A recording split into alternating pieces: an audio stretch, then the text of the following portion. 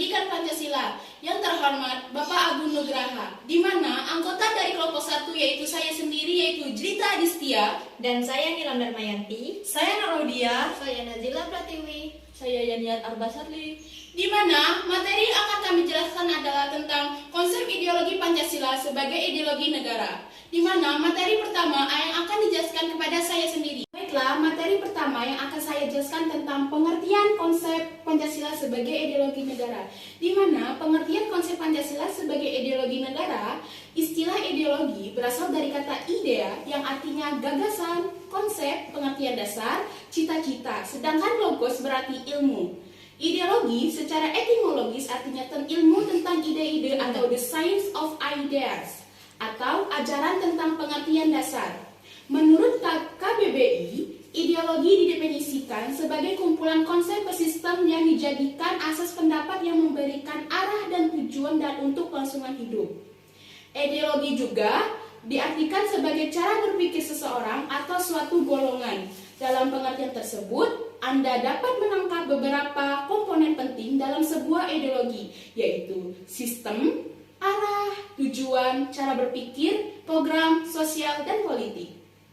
Kedua, saya akan menjelaskan tentang makna Pancasila sebagai ideologi negara, di mana makna ideologi Pancasila adalah sebagai keseluruhan pandangan, cita-cita, keyakinan, dan nilai bangsa Indonesia yang secara normatif perlu diwujudkan dalam kehidupan bermasyarakat, berbangsa, dan bernegara. Karena pada hakikatnya Pancasila merupakan ideologi tersendiri yang merupakan bukti nyata pengaplikasikan jati diri bangsa Indonesia. Karena dari itu, ideologi adalah landasan dari segala tujuan dalam kehidupan bermasyarakat, berbangsa, dan bernegara. Sebagai ideologi nasional, Pancasila mengandung semua sifat yang mencerminkan jati-jati negara. Dua kunci utama fungsi Pancasila menurut Voice Wardojo, yakni sebagai ideologi persatuan dan ideologi pembangunan. Baiklah, materi selanjutnya yaitu tentang fungsi Pancasila sebagai ideologi.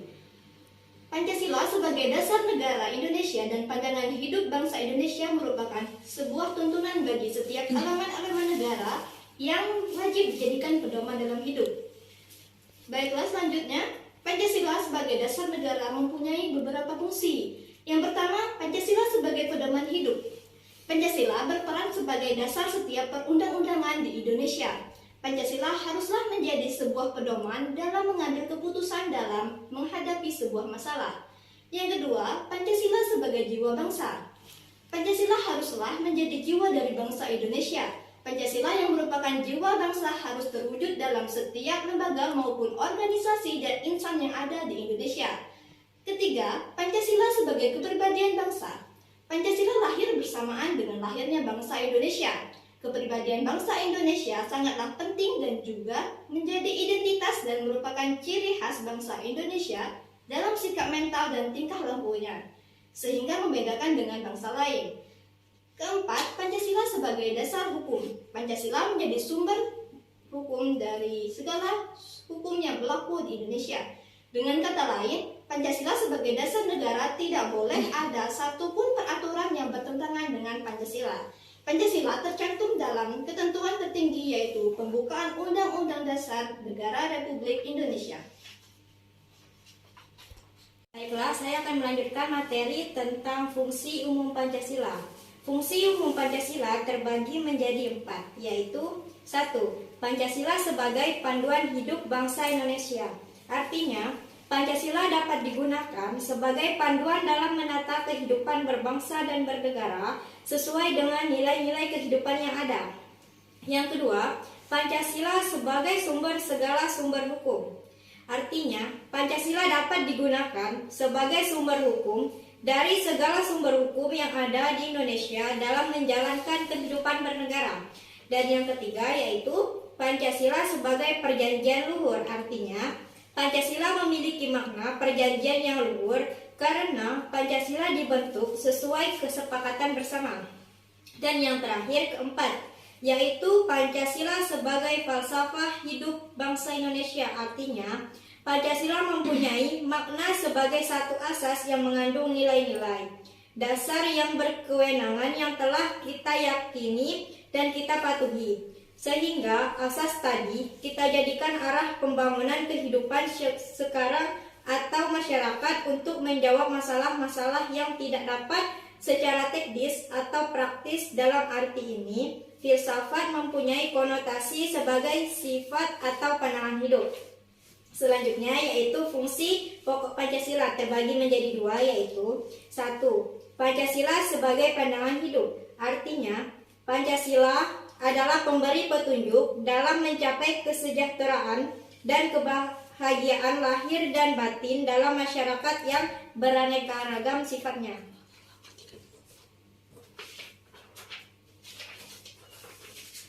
Dan yang kedua yaitu Pancasila sebagai dasar negara.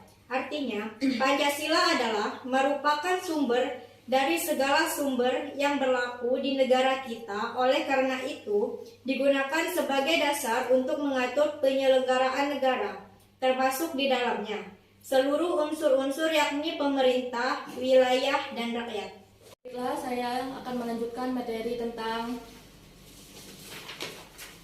perjalanan Pancasila sebagai ideologi negara. Perjalanan Pancasila sebagai ideologi negara setelah disahkan pada 18 Agustus 1945, Indonesia memiliki dasar negara bernama Pancasila sebagaimana dalam pembukaan Undang-Undang 1945. Meskipun sudah sah menjadi dasar negara, Pancasila hanyalah sebuah ideologi yang belum berperan dan berjalan sebagaimana mestinya. Konflik ideologis pendirinya bangsa yang sempat merada saat berjuang bersama mempertahankan kemerdekaan kemudian berlanjut lagi setelah Indonesia berada di bawah Undang-Undang sementara 1950. Akan tetapi, makna Pancasila sebagai ideologi negara adalah sarana pemersatu masyarakat dan pengarah motivasi bangsa untuk mencapai cita-cita. Hubungan ideologi Pancasila dalam kehidupan sehari-hari. Hubungan ideologi Pancasila dalam kehidupan sehari-hari menjadi 6. 1. Membiasakan menggunakan bahasa Indonesia yang benar dan baik. Yang kedua, mencintai barang-barang produksi Indonesia supaya ekonomi rakyat Indonesia bisa terangkat. Yang ketiga, menjaga toleransi antara umat beragama. Yang keempat, menjaga persatuan Indonesia di tengah kemajemukan dan budaya, bahasa, etnis, dan adat istiadat. Yang kelima, musyawarah dan menciptakan keadilan sosial secara merata. Yang keenam, partisipasi dalam pemilihan umum sesuai dengan sila keempat Pancasila. Di sini saya akan menjelaskan tentang tantangan terhadap Pancasila sebagai ideologi negara. Di sini ada terbagi menjadi dua. Satu, faktor eksternal. Yang pertama, pertarungan ideologi antara negara-negara superpower antara Amerika Serikat dan Uni Soviet antara 1945 sampai 1950 yang berakhir dengan bubarnya negara Soviet sehingga Amerika menjadi satu-satunya negara superpower. Yang kedua, menguatnya isu kebudayaan global yang ditandai dengan masuknya berbagai ideologi asing dalam kehidupan berbangsa dan bernegara karena keterbukaan informasi. Yang ketiga, meningkatnya kebutuhan dunia sebagai akibat pertambahan penduduk dan kemajuan teknologi sehingga menjadi eksploitasi terhadap sumber daya alam secara masif. Dampak konkretnya adalah kerusakan lingkungan seperti banjir, kebakaran hutan. Yang kedua, faktor internal. Faktor internal yang pertama, pergantian enzim yang berkuasa melahirkan kebijakan politik yang berorientasi pada kepentingannya kelompok atau partai sehingga ideologi Pancasila sering terabaikan.